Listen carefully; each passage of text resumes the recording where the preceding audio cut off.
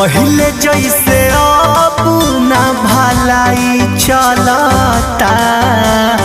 ए राजा 4 दिन सबर करी। पहले जैसे अब ना भलाई चलता। तनी हट के सूती देहिया के दवाई चलता। जवन जही सैया ओही के दवाई चलता। तनिको न सैया ढीला हाई चलता। मान जाए ना।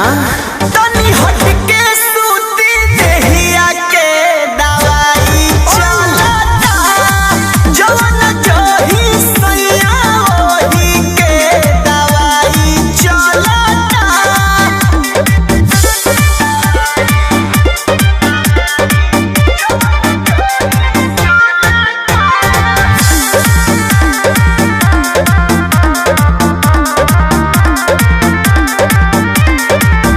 से जब पर है जकर देह से नायंगे जकर बानी को मचोरिया भी जानी डर में जिकरा।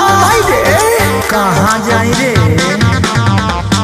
से जब पर है जकर देह से नायंगे जकर बानी को मचोरिया भी जानी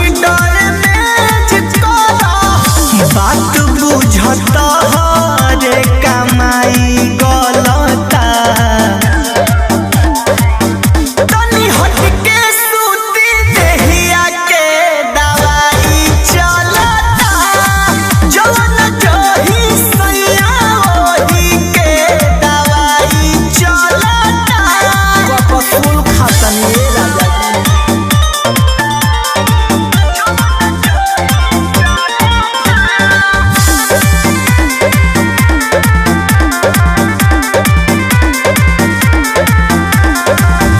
सट जानी जरिया हो खींच जानी सड़िया हो।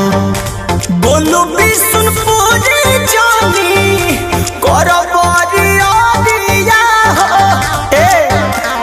मान जा। सट जानी जरिया हो खींच जानी सड़िया हो। बोलू बिशुनपुरी जानी सकती सोना मन में तहरा कथी पलता। बताब। तनी हट के सूती देहिया के दवाई चलता। जवन जही सैया ओही के दवाई चलता। तहार एक्शन रिएक्शन कर दी।